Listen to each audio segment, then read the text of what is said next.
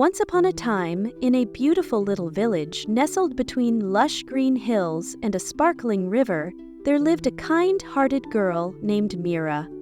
She was known throughout the village for her golden heart and ever-smiling face.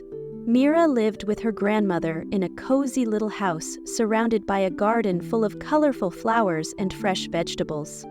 Every morning, Meera would wake up before sunrise, help her grandmother with the chores, and then go to the river to fetch water. On her way, she would greet the birds, talk to the trees, and sometimes even sing sweet melodies that filled the air with joy.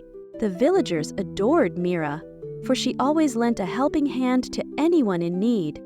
One day, as Meera was walking home from the river, she heard a faint cry coming from the bushes. Curious and concerned, she followed the sound and found a tiny, wounded deer lying under a tree. The poor creature had hurt its leg and was unable to walk.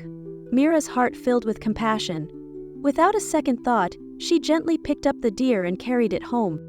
Her grandmother, who was wise in the ways of herbs and healing, helped Meera tend to the little deer's wounds. Meera fed it fresh leaves and water, sang lullabies to comfort it, and cared for it with all her love.